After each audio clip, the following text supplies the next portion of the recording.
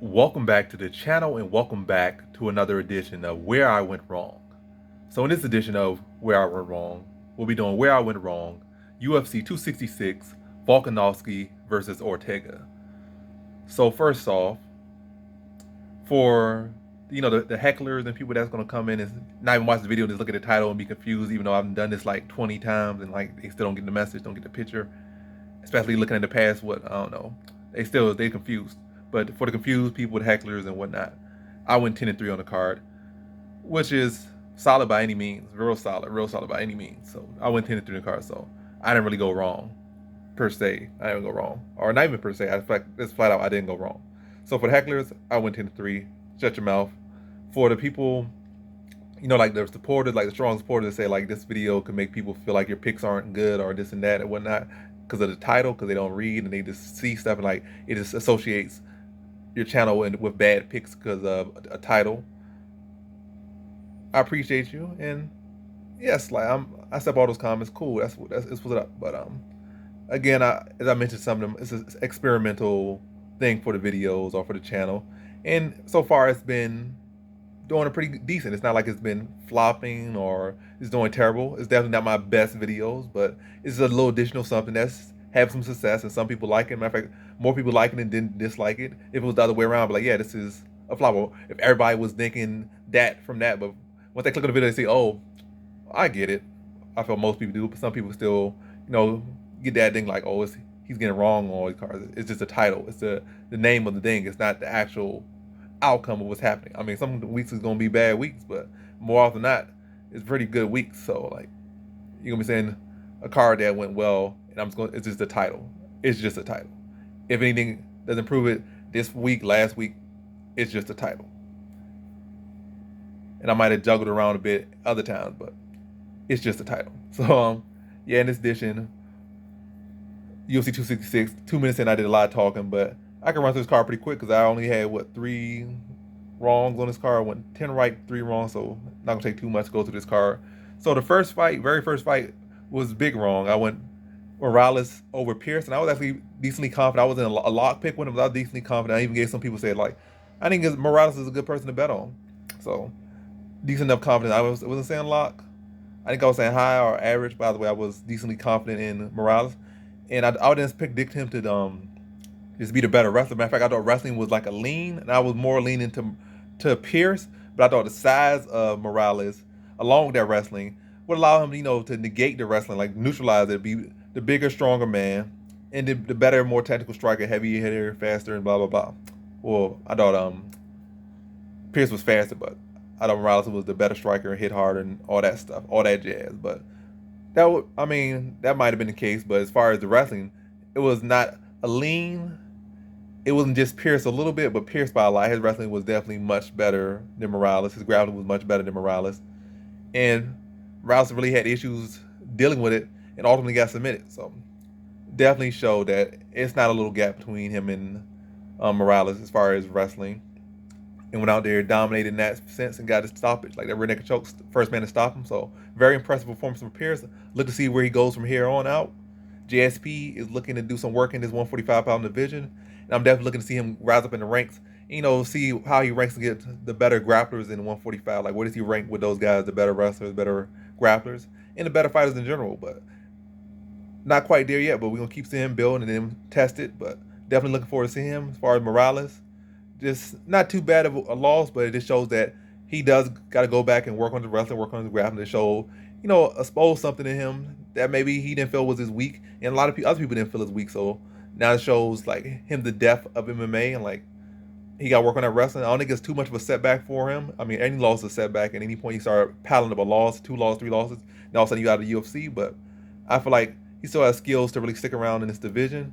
It just shows that maybe he learned a lesson early on in his rankings in the UFC instead of learning on later, like when he's like, rising up the ranks, and then you like figure that out later on, and you get Russell when you step up in competition, you get Russell or submitted.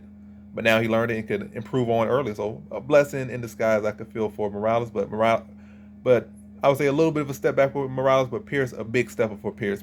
Impressive performance by Pierce, very impressed with Pierce, and definitely will have my eye on him. Then the next fight, Matthew Semelsberger versus Martin Sano. Really ain't got much to say about it. Sano just got brought in because he was Nick Diaz's training partner. Got knocked out in the first round, just as most people expected. Maybe a little bit earlier than people expected. Maybe they thought he'd last like 2 minutes, 3 minutes, 4 minutes, but got knocked out in like, what, 2 seconds? 15 seconds? Didn't belong there and got made to look like he didn't belong there. So, predicted Semelsberger first round knockout. Enough said there for anyone who pretty much saw that fight. I don't think anybody was really picking Sano except from crazy people, or some people that just wanted to throw money at something. I think some guy did throw $5,000. That was just like, I don't know, I don't care. I'm just betting on a miracle. I'm gonna throw $5,000. Anything can happen in MMA. That must have been what was going through that guy's head, or maybe I don't know. Who knows? But Semelsberger went with him. Next fight we had in the middleweight division, Maximov versus Brundage. Maximov won. I picked him to win. I feel like it was a impressive performance from both guys. Brundage striking definitely a lot better than what I've seen in the past. So, two young, fresh fighters only with like 12 fights between the both of them. Both like 6-1, 6-0. The other one was 6-1. Now Maximov's 7-0 and Brundage is 6-2. But not a lot of tape on either guy. But Brundage definitely showed that he's far more than one-dimensional. And Maximov showed that his wrestling, he was the better wrestler out there, to be honest. I thought Brundage would be the better wrestler, but it was Maximov doing the wrestling. It was Brundage doing the striking. So that was an interesting thing right there. But Maximov proved to be the better wrestler out there and the better grappler out there, and was able to grind out a decision in a very competitive fight. Definitely show himself a lot more. No, he showed a lot more of himself than he did in Contender and showed a lot more of his skill and his depth and his level. I definitely want to see more from his strike. I definitely want to see him work on that striker some more. But his grappling, pretty solid, pretty chef kiss. But also I want to see him start getting some finishes. But again, a very young fighter. We like sub 25, so very young. And a lot of room for growth. And already very good for where he's at. But got a lot to build from and a lot of years to do it. So high on Maximov. A loss for Brundage, but I'm also high on Brundage. Especially with, now that I'm seeing his striking. He already has some impressive wrestling. But now with that striking improvements, he could be a problem in the division. Give him some time. As of right now, I don't think going to do too much waves, but give some time. And I feel like both guys give him some time. But Maximov definitely has a very bright star. Being as young as he is and as talented as he is, if he uses those years wisely, he can definitely make a big impact on this division. So, impressed by both guys. But to both of those guys, I would still say take it slow. It wasn't impressive. Their skills weren't so impressive that you could say, oh, put them on the fast track. Definitely slow track both of them. Don't try to rush them out too quickly or rise them up the ranks too quickly. And probably even with the person who really was supposed to fight, Carl Robertson.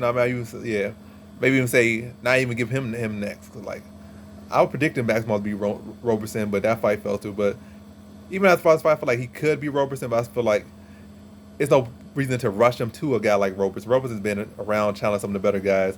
So I would say not even rush him to Robertson. Maybe give him 2 more fights, then put him in there with Robertson again, and hopefully the fight goes through. And I think by that point he should be Robertson. It'd be more clear that he should be Robertson. But they fight him in the very next fight. I would pick him to be Robertson, but I would definitely think it'd be tighter odds and more chances and more risks to lose. But you're trying to build a fighter, you want to give him some time to develop some more. But yeah. And also the UFC, it's not like they pose to coddle anybody, to be honest. It's supposed to be the best versus the best. You step in when they say step in, but you definitely don't want to rush in and damage these young guys too much or risk damaging too much, because you want to have these future staples and future stars, so you don't want to just put these young sheep out there with the wolves too early until they wolves themselves, even though that's not really how sheep don't come wolves, but they do in MMA, not in the literal sense, but yeah, you know where I'm going with that. Then to the next fight we had in the lightweight division, Eros Medici versus Jalen Turner, and this was my second of 3 wrongs on this card. Jalen Turner versus Eros Medici, and this fight literally went basically how I predicted Eros Medici to win, but in the first round and not the second round, and ultimately by submission. So I would just flat out say Jalen Turner didn't win because he was the overall better fighter or just the better fighter. He won because he was a better fighter in every single facet of MMA, and he was the better overall fighter. So he just flat out beat Eros Medici everywhere, and I would say if they fought 1,000 times, Jalen Turner probably would win 90% of times to be fit. I mean, just to be nice, I would say he win 90% of the time. Realistically, if they like both came in as they were tonight, Jalen Turner probably win like 900. I mean, probably will win probably like 90%, 99% of the time. So, no knock on Medici, but clearly the fight showed that Turner just was simply better. Where out grappled him, killed him over. I mean, had him hurt to the body like twice. He just was the better man. He was the one who mixed it up more. Was faster, was sharper. Grappling was more on point. Looked to wrestle. His wrestling looked sharper, looked improved, and then didn't look like shy when he used it. He didn't look stiff. He didn't look awkward doing it. He looked like he'd been there, done that, and like every facet of the game out there. So Jalen Turner definitely impressed me. I definitely want to see him test his wrestling again because I definitely was not impressed with. What was that? I'm forgetting the guy he lost to. But that name stayed. But he got wrestled by him. I'm forgetting the guy's name. I know very much who he is, but I know his face and I know his fighting style and whatnot. But sometimes these names just be eluding me. But I think about a year or 2 years ago, he lost a guy like that. And it was heavily due to wrestling. And I definitely want to see Turner's wrestling improve some more. And then we did see it in this fight, but I definitely want to see him tested there more. Or at least I just want to see him build up some more. And then to be able to answer that question and pass that test this time around when given a guy that's, he's the better striker, and he has the length, he has the reach, he has the talent over them. And, just get out there and get just laid on to a decision. Like, he could beat these guys now and get past those guys at that level with that type of skill set.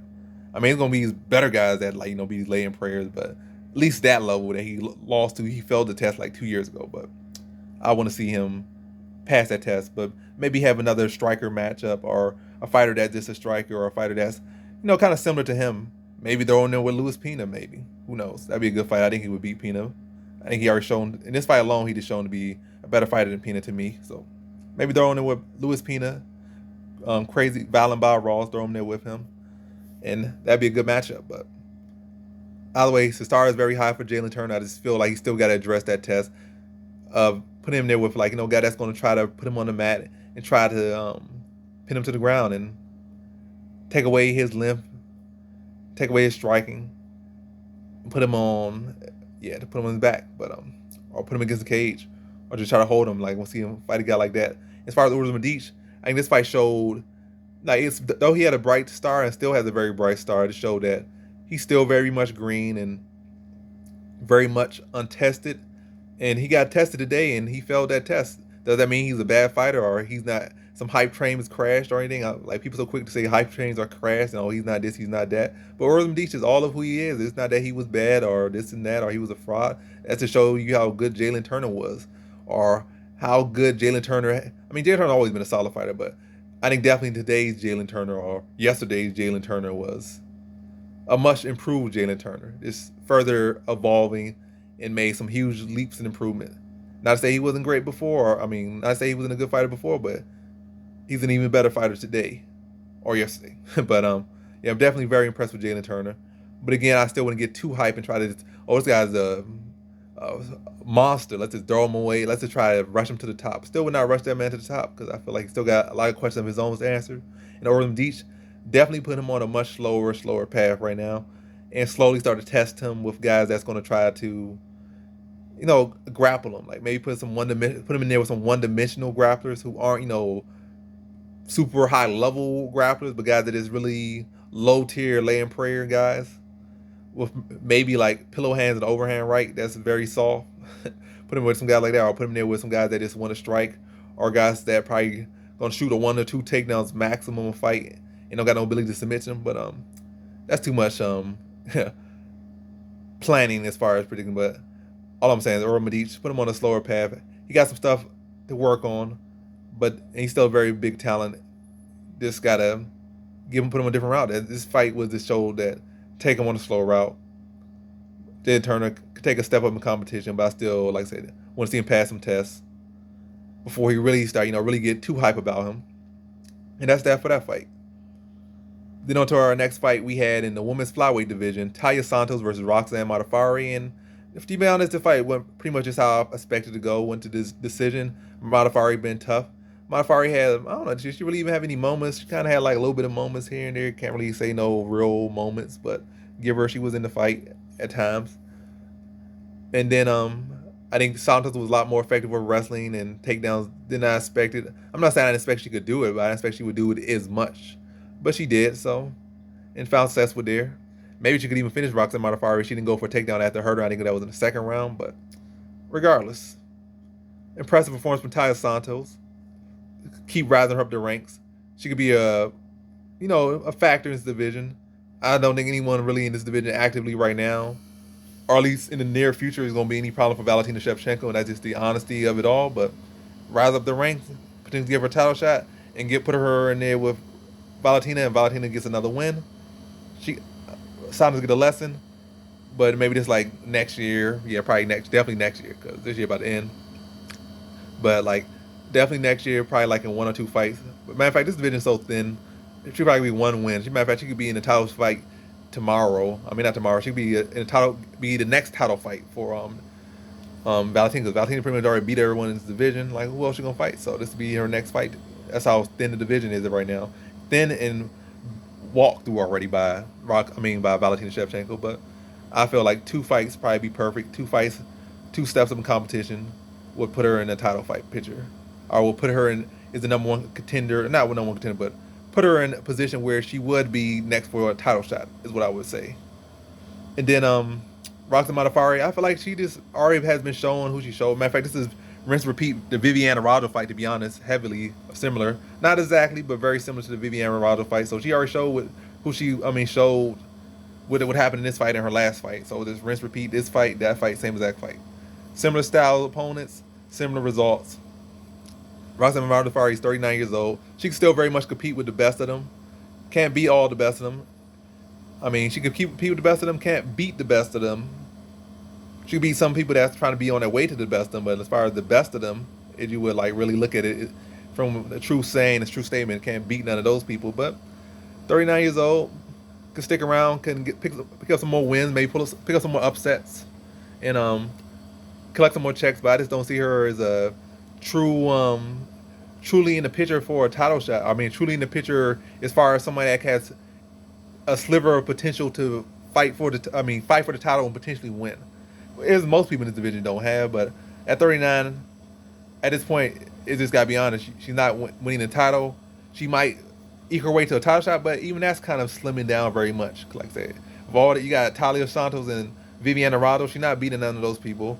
And it's going to constantly be people that keep coming up, evolving, and she's not going to be those people. Like right now, she might be able to beat some people, but then some of the people she even beat, I'm speaking all fast, but either way, I'm just saying, it's not really any real title aspirations left for Roxanne Modafferi. It's not really much chances for her. Like, cool, great woman and all, but it's not much for her left in the sport besides to fight for the love of fighting, which I think she does already have. But as far as really being in that title picture and really feeling like she can win the belt, it's just not realistic. But solid fighter nonetheless, she can still be probably like more than half the division, to be honest. So still solid, but it's not a matter of fact of how good you are. It's just the fact that the potential to really be in that title picture just slim to none. Now to our next fight, we had in the heavyweight division, Chris Dawkins versus Shamil Abdulraheem. I'll be butchering this man's name, but Chris Dawkins versus Abdulraheem. In this fight, Abdulraheem was looking better than I expected early on, but eventually when Chris Dawkins started to catch on to his pattern and his, Abdulraheem let his hands be low and catch him with that hook, the whole fight changed at that point. He dropped him with the hook, almost finished him in the first round. Should have really got stopped in that first round. Continued to the second round, dropped him again, and put him out. And that fight should probably have been stopped when the moment Abdulraheem got dropped in the second round, too. So, like, several opportunities for the fight should be stopped that it wasn't stopped.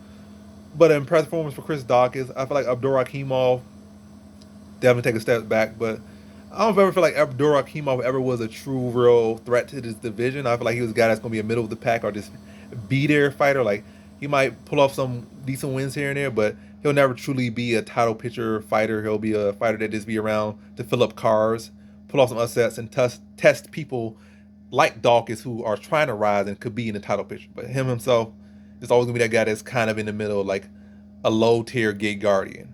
And he got treated like a low-tier gate guardian. He got put out. Maybe a higher-tier gate guardian will give them a competitive fight and they eke past them, or maybe I don't know, the real true talents will come in there and run through them. But low tier Gate Guardians, you made to be make statements over them, and that's what I.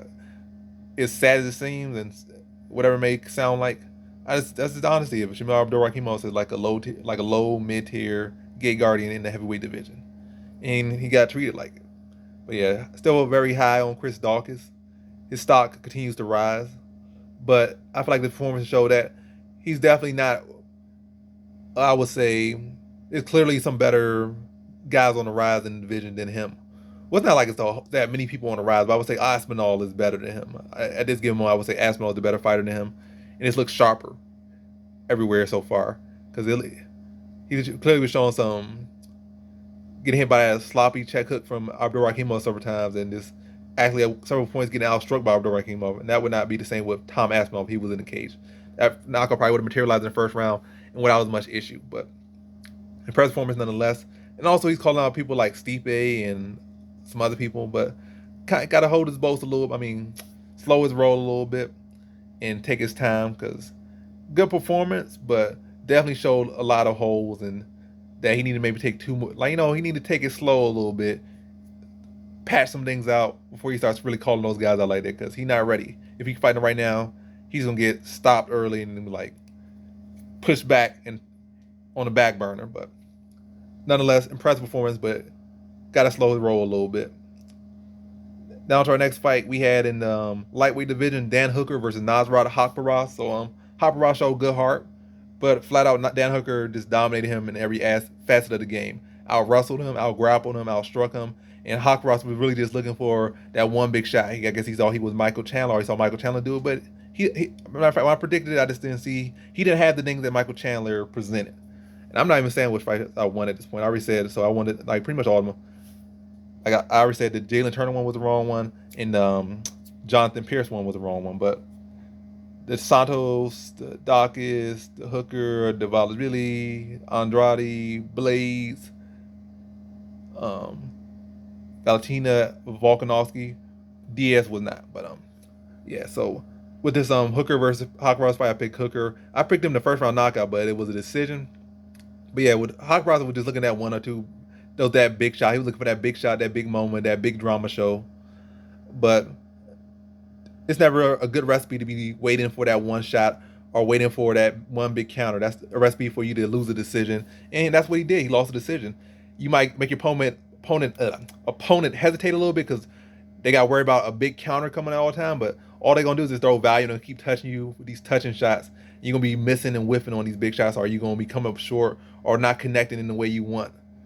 Or you do connect, and again, it's not in the way you want. It's not the effect that you want. You want that big knockout and the fight over. Like you maybe gave up 2 rounds, or you gave up a round, and then you eventually come through and catch them and knock them out, and all that work is for nothing. But in most cases, it's gonna be with you hitting air, hitting shoulder, then rolling with your punches or rolling with your kick or whatnot.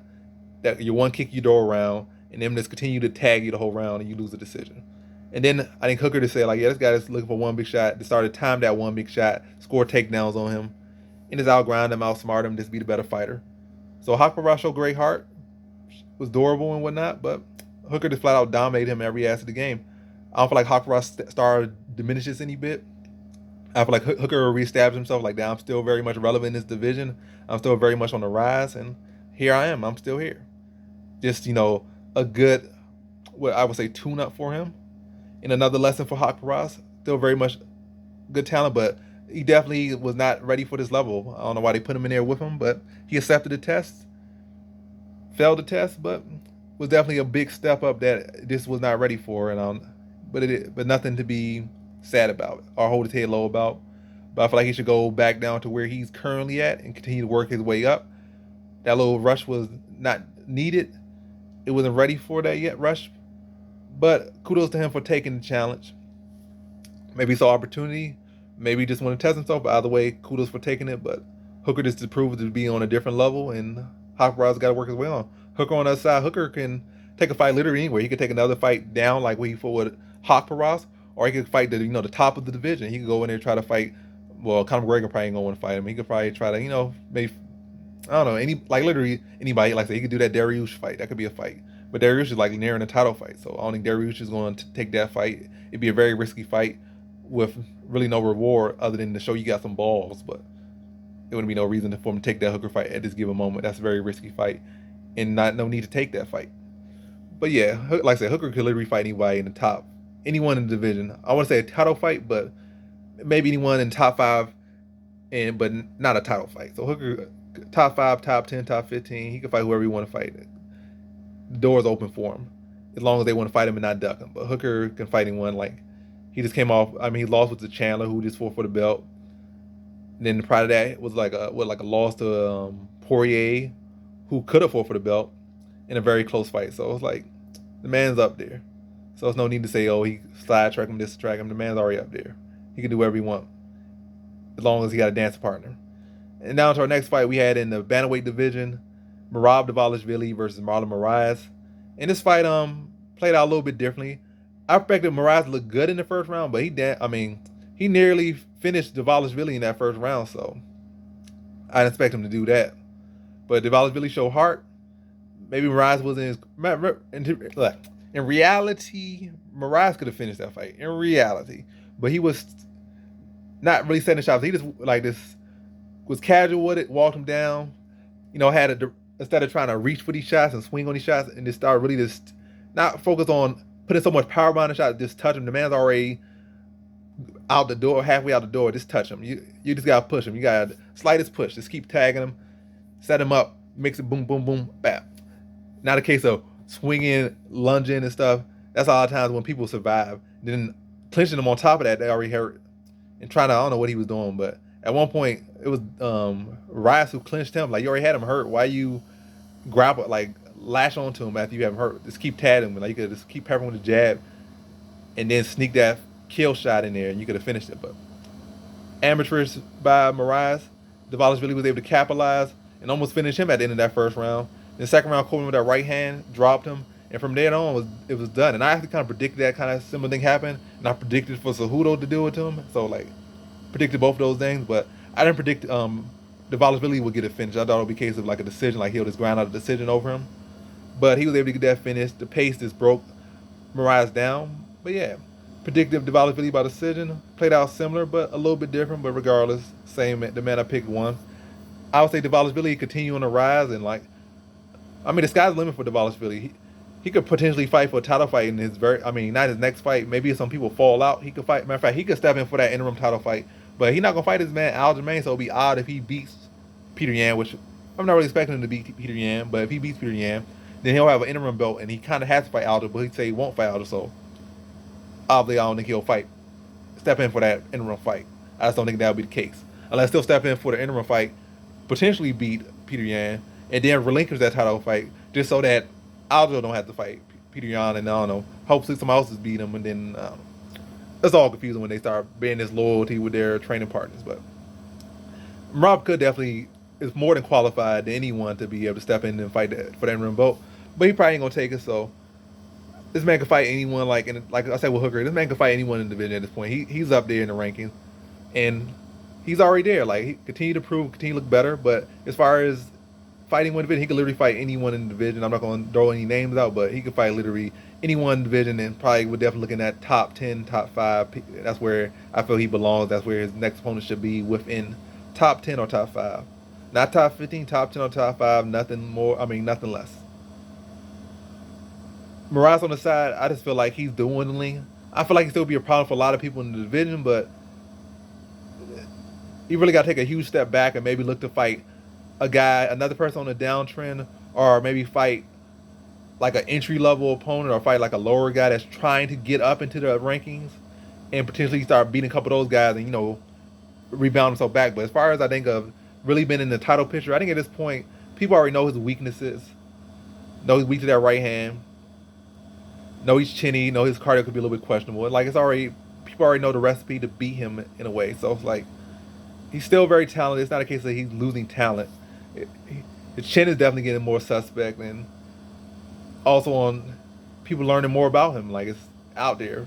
People know about his stuff. So I don't really see him becoming champion unless he really. I don't really see him being in that picture again. He was never the UFC champion. He was a World Series of Fighting champion, but never UFC champion, but I don't see him really being in that championship picture again. If I had to predict, but if he does, it's gonna be after a lot of revamping. Want to change a lot of stuff about him, or at least fix some holes in his game. But very much possible, very much talented. But I wouldn't bank on at this given moment. Now to our next fight we had in the women's flyweight division, Jessica Andrade versus Cynthia Cavillo. And in this fight, I picked a decision for Andrade, but she just flat out just destroyed Cavillo. It was not competitive at all. I thought Andrade would, like, Cavillo might have some early success, not much, but maybe still the first round. But then from second, third, I thought Andrade would just dominate her, just walk her down and beat her up for the other 2 rounds and just win a clear decision. But she just flat out there, didn't give Cavillo nothing, just beat her like she was nothing, just walked her down, stopped her. Very one-sided fight, and beat it, and just, like I said, stopped in the first round. As far as Andrade, like I said with some other fights, sky limit. She could literally fight anyone. She could fight Valentina again, but I think the same results would happen in the rematch. So no point. I feel like her best thing to do is, I don't know, keep winning, run through literally everybody else except the very best people. I would say, depending on that, how that Namajunas versus Zhang fight goes, that rematch goes. If Namajunas wins, definitely I would look to see her drop down to 115 again and try to cash that trilogy, that trilogy rematch. She won the first fight. Namajunas won the second fight. She was on a roll. Namajunas will be on a roll, and challenge her for that third fight, and get a title fight and challenge her. Win or lose, cash it. Like I said, cash that fight. If that's the best thing, because I definitely think the Shevchenko fight was just not competitive at all. So I don't see no point in that rematch. She's getting better and stuff, but same result I think if she fought Valentina Shevchenko again, same results. But with Namajunas, she has a real good shot, because even in the second fight, Namajunas won by like a slim margin, and the momentum was on Andrade's side going into the decision. But the early start by Namajunas would carry her through to a decision victory in that rematch. So very tight fight, and she very much has a better shot at beating Namajunas than she does at beating Valentina. And that's that. Now to our next fight, I had Curtis Blaydes versus Jairzinho Rozenstruik, and this fight literally went as I expected to go, maybe even better than I expected to go. I knew that Jairzinho very dangerous, very hell of a striker, but very limited and very predictable. And wrestling and grappling definitely not there. And Curtis Blaydes could draw out those limited feints, look to score takedowns, land some strikes, and score takedowns. That pretty much was it. Draw those feints, draw those limited strikes, limited options, score takedowns, ground out a decision over him. And that's what he did. Curtis Blaydes continued to rise, but at this point, Ngannou's champion, he lost him twice without much issue. So his chance of getting a title shot against Ngannou very slim. Better hope Ciryl Gane wins, and then potentially he could get a title shot if he stacks some wins together. But even against Ciryl Gane, it's like, I'd see him, if they fought twice, he would lose to Ciryl Gane twice. So it's like his opportunity kind of went out the window. He might be to beat Curtis Blaydes. Not say Curtis Blaydes. He might be to beat Derek Lewis in a rematch. Might. But I don't see him ever beating Ngannou. And I don't ever see him beating Ciryl Gane unless he fights him like 17 years later, like Robbie Lawler for Nick Diaz, and then one of those guys just coming back and just trying to collect a check or something. And maybe he'll beat them then. But as of right now, as they are now, I don't see him beating any of those guys right now. So he's very good, but they're better. That's just the flat out point. It's the sad truth. It's not like he's a 185 pounder or 170 pounder. He could cut to 155 or go up to 205 or whatever in one case. He's a heavyweight. He's very much solidified at heavyweight, and he can't go nowhere else. So he's a good fighter that just has a couple better fighters above him. So his career trajectory is always going to be a little bit stunning. But the sad truth of MMA, maybe he got to go to another league and dominate. But I feel like he's going to run into a ceiling for a long while here in the UFC. Then into our next fight, we had in the middleweight division, my very last loss on the card. I went again 10-3. Robbie Lawler versus Nick Diaz. And I feel like with this one, I definitely feel like I went wrong with. I'm the guy who said where I went wrong when he's picking this card. This is a very terrible video, to be honest. From the guy making the video, this is a terrible video. I'm off theme. I'm off the edition. But yeah, Robbie Lawler versus Nick Diaz. How I feel about with this one went. I think I just feel like Nick Diaz had one of those styles where it didn't really matter how motivated he was or how long he'd been on shelf. It's not like he's a, he's a high volume, high working fighter, but he's not a high effort fighter. So, and that's always kind of been who he was. And I feel like it's not a case he had to come back and be in the best shape or be the best at to beat Robbie Lawler. Robbie Lawler riding that losing streak. I thought it was a case that he just had to be active, and he was active, but couldn't take damage that well. Robbie Lawler was worked well to the body. I think that broke down Nick Diaz, and Nick Diaz just wasn't in the shape for it. Like, he hadn't been active, and I don't think he'd been training all that hard. And Robbie Lawler just came in better shape, wanted it more, for the smart game plan, didn't lay back, was in his face, and worked to the body. So smart game plan by Robbie Lawler. I think my thing is, I just took Nick Diaz, like I said, for what it was. I gave too much into, like, I'm not all that bad. Feel like all like this is such a bad pick. I just feel like it was foreseeable in a way, especially after the that video of him jabbing and like little shadow boxing. But yeah, and Robbie Lawler shadow boxing ain't great either. But either way with this one, Nick Diaz just was not in shape, and you could clearly see that. Not all that motivated, but that's typical Nick Diaz. But again, came back and should have just took the fight a little bit more serious or been in a little bit better shape or whatnot. Couldn't even make the weight, had to go up to 185. And Robbie Lawler made him pay in this one. Nick Diaz was very much in the fight. Might have been winning on some cards, maybe winning on my card, but Robbie Lawler got a stoppage and took judges out the equation. And Nick Diaz, like I said, this wasn't there mentally and this wasn't there physically, but no, not taking nothing away from Robbie Lawler. Impressive performance and good to see him get back on the win. Robbie Lawler, I feel like with most of the division, he's gonna be in the same exact place he was before he fought Nick Diaz. When he goes out there and fight him, gonna go back on another loss. But if you put him in a good position, maybe he'll a stylistic match, maybe he can pull out and get a win. But again, I just think you put him out there with the best guys, he's gonna be losing on a losing streak once again, and they be out of the UFC. Nick Diaz on the other side, I feel like he kind of messed up his potential in a way.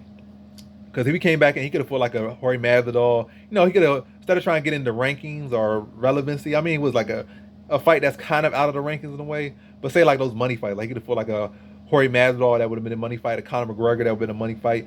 And he just talk trash and sit on the sideline like Nate Diaz did for a couple years. Because it's not about rankings, it's about money and trash talk and promo. And losing that fight wouldn't move him anywhere. But the Lawler fight kind of just like made him look old. So it's like kind of messed up the money, kind of made him like now maybe you can't get those money fights, and you end up fighting people in the rankings, and they just much more serious about the game than you, and you just end up losing another decision and pretty much out of the UFC. But you can fight those money fights all day, but his decision came back, just didn't look the best. Then to our next fight we had in the women's flyweight division, Valentina Shevchenko versus Lauren Murphy, and what did anybody expect? Like, what did you expect? I expected Shevchenko to get a third round stoppage, but she got a fourth round stoppage. I was kind of disappointed by how, like, I thought she was just going to run through her, like, just dominate her. No, I didn't, like, not literally run through her or through the first round, but I thought the second, third round would be more damage. But really, like, the first two rounds, but, like, the first two rounds were just really tactical and just smart, safe, but dominant. Then the third round, she's kind of turning up. The fourth round, she put her away. But I thought she would look more impressive and maybe get out of there in the third, or at least, like, do a little bit of a round earlier. Like, so, like, first round, she would have diced her up a little bit. Second round would have had her finish, pretty much finished. Had Laura Murray. Then third round, she would just put her out early. But like, she played with her for like the first two rounds, then got serious the third round. And I didn't really like that too much, but nonetheless, impressive performance from Valentina. She's still very much one of the greatest women MMA fighters of all time, and very much, without doubt, head and shoulders above the rest of her division. So continue to dominate. I don't see anyone in the division beating her, so continue to dominate. That's what's in the store for her. Lauren Murphy, she proved. I mean, she is who she is. Like, it's not like, I mean, she's not. I don't know what to say. She really had nothing to present for Valentina Shevchenko. She's not a bad fighter at all, but she had nothing for Valentina Shevchenko on paper, and nothing in the actual fight. She had nothing for her. Literally nothing for her. She's a good fighter, but stylistically, nothing for her. She could have problems. She could give everyone else, good bit of people in the division problems and work. But with Shevchenko, stylistically, she had nothing for her, and it just showed up in the fight.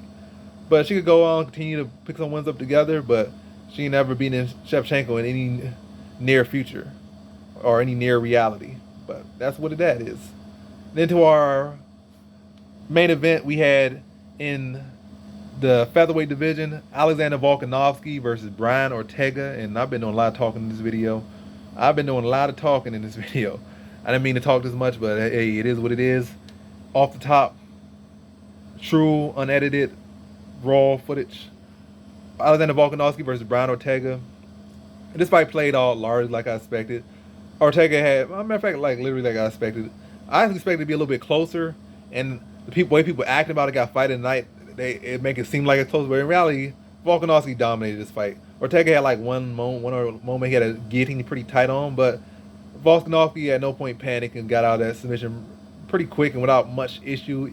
Even Ortega said he was gargling and this and that, but at no point was he really in any danger. That man got no neck. He just all shoulders and head. So I don't know. He was putting him in a neck. I mean, he was putting him in a neck crank or something. He only got a neck, so he can't crank. Now he was putting him in like a jaw, like a pressure on his jaw. That's all he was doing. And Volkanovski just popped his little head out of that and was good. So, or his big head out of that, big head and no neck stuff out of that choke. But for the most part, he dominated every single round. That's what his case was. First two rounds kind of like, I mean, he definitely outpointed by a lot in those first two rounds. But after giving up that, getting out of that choke, he just really started to hurt. Ortega almost finished him in that third round, and then from that point on, just dominance.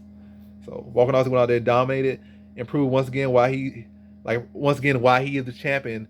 He's a champ for a reason. You could try to say, people could talk about Holloway this, Holloway that, Holloway's so great, Holloway's so that, but this man beat him twice, and he's a champion for a reason. Went out there to dominate Ortega. People were hoping Ortega would win so that Holloway could get an easy belt again and get his belt without having to beat Volkanovski, but it's still Volkanovski belt. Went out there dominated.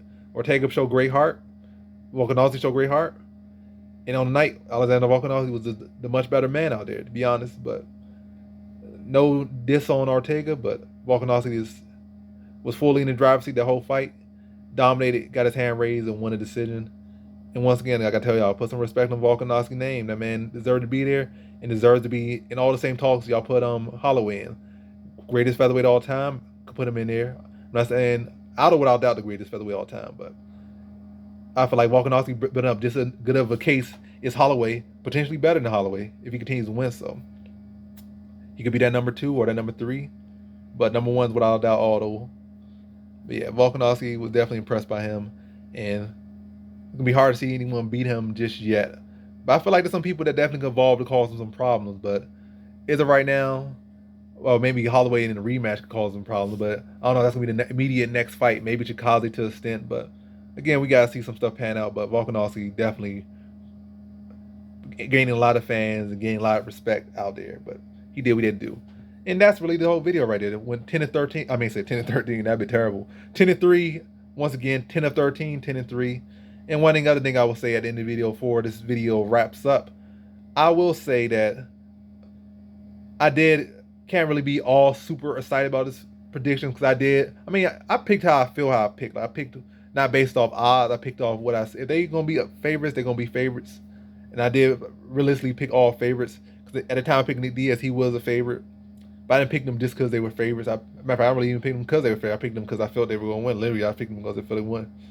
But it was a case of where I picked all favorites. I'm going to say that. I picked all favorites. So can't be all like I did such amazing, like I'm some mystic Mac or I did something so great this card. It wasn't.